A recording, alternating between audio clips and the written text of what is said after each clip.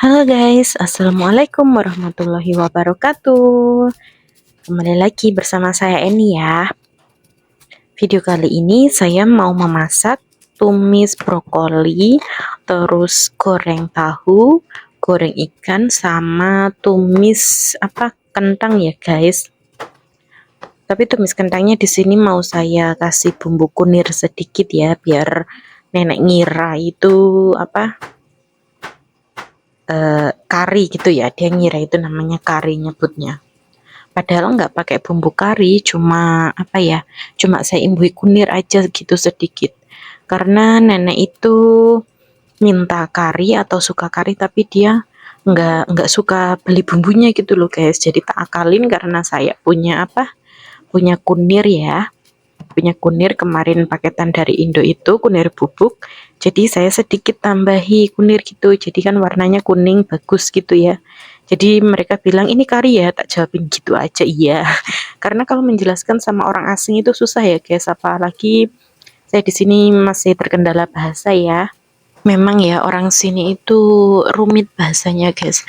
Saya rasa itu bahasa Taiwan itu adalah bahasa yang tersulit selama saya ngerti berbagai bahasa. Ya, bukan ngerti sih, belajar ya, belajar beberapa bahasa.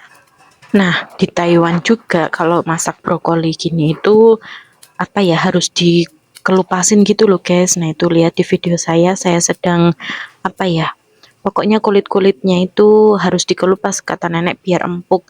Kalau nggak dikelupasin gini nanti katanya alot guys.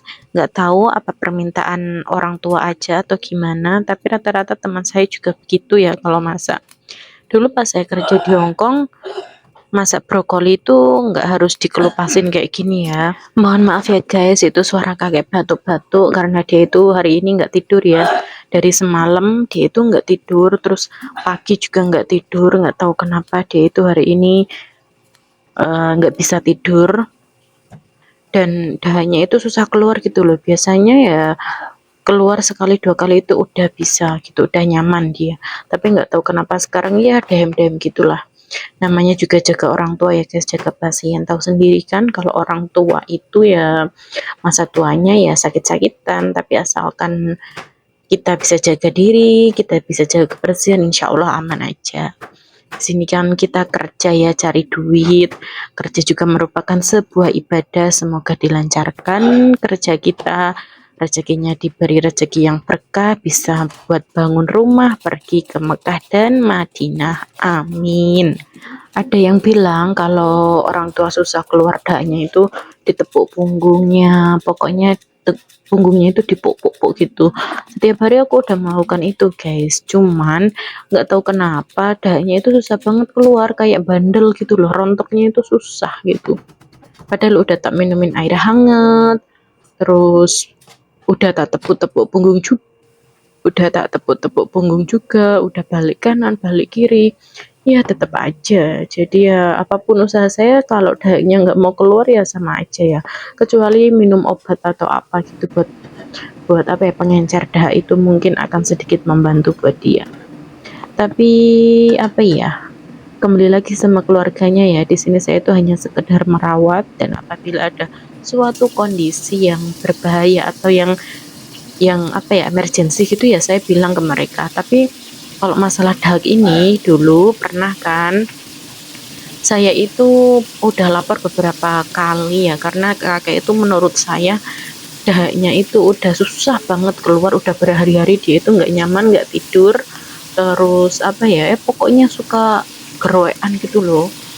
Nah, si anaknya itu nggak ada respon guys. Aku udah bilang sama neneknya, maksudnya istri dari si kakek ini ya, terus udah bilang ke anak perempuan, ke anak laki-laki, mereka itu juga cuek aja guys, biasa aja. Jadi aku pikir gimana ya, jadi mereka aja cuek, terus aku harus gimana lagi ya, aku kerja sesuai sesuai peraturan aja. Oke, kembali ke video aja ya guys. Nah, ini ngomong-ngomong saya sedang menggoreng tahu. Tahunya itu susah banget digoreng, nggak tahu kenapa ya. Apa mungkin ini tahu yang harga murah atau gimana, karena memang saya beli tahu yang ini itu baru pertama kali ini ya. Biasanya itu saya menggunakan tahu yang kotaan yang agak mahal gitu loh. Kalau ini kan tahu yang apa ya, tahu yang eceran, belinya itu yang pokoknya tahu buatan rumahan lah, bukan buatan pabrik ya guys. Nah tuh lihat, dibalik itu susah banget keringnya atau garingnya itu nggak merata gitu loh guys. Garingnya itu cuma di pinggiran aja. Itu bukannya kurang lama atau gimana ya, tapi emang susah banget guys dibalik, nempel gitu loh. Apa mungkin ini udah terlalu lama disimpan di kulkas atau gimana, saya juga nggak tahu. Karena ini tahu saya udah simpan di kulkas itu kurang lebih 4 hari atau 3 harian ya. Nah, remuk banget guys, susah. Biasanya itu nggak seperti ini, saya goreng tahu berkali-kali juga nggak kayak gini. Emang ini mungkin tahunya kali ya, tahu yang murah jadi susah buat digoreng. Biasanya itu emang tahunya lembek, tapi dibalik itu nggak lengket guys, tapi ini lengket banget. Bisa dilihat itu ada apa, beberapa yang kantil ya guys di wajan. Ini kayaknya wajannya juga apa ya, udah gosong banget. Karena orang sini itu kalau masak menggunakan minyak sedikit, tapi apinya harus besar guys. Karena kalau nggak besar itu sayurnya kan nggak matang ya kan. Menurut saya ini tadi minyak yang saya tuangkan juga nggak sedikit banget ya. Saya menuangkan minyak itu udah tak kira-kira nanti buat goreng ikannya juga, tapi lihat saja itu minyaknya udah ikutan habis ya. Biasanya minyak segitu yang saya tuangkan itu turah banyak guys. Buat goreng tahu aja tuh bisa buat goreng ikan juga sisanya. Nah ini nanti apa, minyaknya itu ikutan habis. Lihat, susah banget, remuk banget ya. Untung banget, alhamdulillah nenekku itu nggak banyak nuntut ya soal masakan. Mau masakannya mbleketot kayak jelek kayak gimana, dia tetap diam ya. Yang penting nggak gosong. Kalau keasinan gitu dia paling juga nggak dimakan, dia nggak marah. Kemarin itu aku apa, pas masak nasi goreng itu kan kecap asinnya kebanyakan ya. Nah itu dia bilang keasinan, tapi dia nggak marah. Ya udahlah, namanya juga apa, kejeluruk ya, kalau ngasih kecap asin itu kejeluruk kebanyakan gitu. Mau gimana lagi, itu juga udah tak kurangin, tapi nenek tetap bilang masih asin ya, jadi ya udah dia nggak makan. Akhirnya dia makan nioromian ya, sisa kemarin tuh masih ada. Nah ini minyaknya udah saya tambahin ya guys, wajannya enggak saya cuci lagi. Ini langsung aja saya buat goreng ikan, nanti bisa dilihat ikannya lengket apa enggak. Kalau misalnya ikannya lengket berarti ya kemungkinan wajannya ya. Nah ini masukkan ikannya. Sebenarnya aku itu tipe yang takut panas ya guys, takut kecipratan panas gitu loh. Jadi ini tuh nggak terlihat sama kamera, sebenarnya itu saya nyemplungin ikannya itu rigging ya guys, takut-takut gitu loh. Nah ikannya dibalik ya, pokoknya katanya nggak boleh apa ya, nata ikan itu berjejeran, harus bolak-balik gitu, nggak tahu biar apa. Entah ikannya biar nggak ngerumpi atau biar gimana.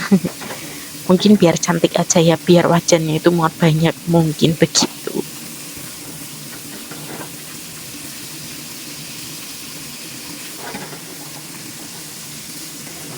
Karena goreng ikannya pakai minyak sedikit ya, jadi wajannya itu harus dimiringkan ke sini, miringkan ke sana gitu, biar matangnya merata ya.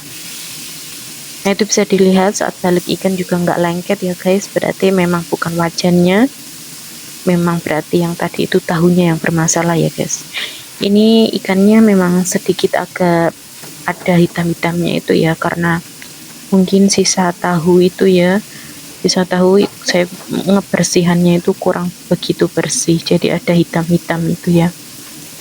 Tapi nggak apa-apa, nenek nggak komplain. Misalkan majikan yang rewel pasti nggak mau kan, hitam-hitam gosong kayak gitu itu nggak mau. Maunya ya yang bersih, yang cantik gitu. Nah ini udah matang, saya angkat aja. Nggak lengket kan? Lengket dikit-dikit ya nggak apa-apa, wajar ya. Loh, ini kenapa kameranya kok goyang-goyang kayak ada gempa? Oh ya guys, Taiwan itu sebenarnya adalah negara yang rawan gempa ya guys, rawan gempa, rawan longsor, yang daerah pegunungan gitu. Pokoknya rawan gempa banget, dan kemarin itu pas bulan berapa itu ya, ada gempa terbesar setelah 4 tahun belakang nggak ada gempa besar lagi gitu katanya. Jadi buat yang mau kerja ke Taiwan, kalian harus siap menghadapi gempa ya guys. Tapi alhamdulillah di sini itu aman-aman aja di tempatku ya. Lebihnya kalau di Kaohsiung itu dingin, nggak begitu dingin. Terus kalau gempa juga bukan di pusatnya gempa. Kata nenek itu pusatnya gempa itu biasanya berada di Taipei, daerah atas ya. Kalau Kaohsiung itu kan daerah bawah, di petanya itu daerah bawah, dan kalau di Taipei itu daerah atas. Nah, yang daerah atas itu biasanya rawan gempa. Ini beberapa hari yang lalu temanku juga bilang ada gempa, cuma kan kecil, nggak besar banget, paling ya 1 menit atau setengah menit gitu ya.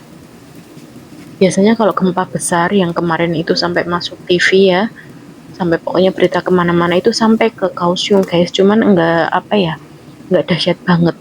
Kaohsiung itu ya paling dikit-dikit aja. Nenekku aja masih tidur, masih enak tidur. Dia bicara ada gempa, tapi dia melanjutkan tidur. Jadi kalau begitu mungkin udah nggak bahaya banget gitu. Oh ya, sedikit informasi buat teman-temanku yang masih stay tune nonton videoku ini ya. Berita per TKW-an itu yang terakhir viral banget itu di Taiwan. Ada Mbak TKW ya, jaga lansia, dia itu astagfirullahaladzim ya guys, dia itu nasibnya ya mungkin sampai di negara Taiwan aja ya, dia itu apa, meninggal terbakar ya, satu rumah terjebak api pokoknya sama si pasiennya itu.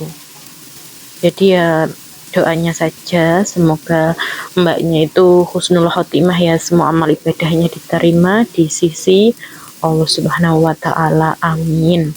Jadi buat para keluarga yang ada sanak saudara kalian berada di luar negeri dimanapun itu negaranya, pokoknya sering-seringlah tanya kabar ya guys. Jangan hanya tanya duitnya, kapan kirimnya aja, itu jangan, kasihan dia yang bekerja, karena bekerja di sini tuh jauh dari siapa-siapa ya, nggak ada keluarga, orang tua ataupun sanak saudara ya, karena kita 24 jam itu tinggal sama majikan, dan kita juga harus dibebani dengan tanggung jawab sebagai perawat lansia ya. Oke, terima kasih ya yang sudah menonton video saya. Tunggu video saya selanjutnya ya. Pokoknya dukung terus channel saya, oke? Bye bye. Assalamualaikum warahmatullahi wabarakatuh.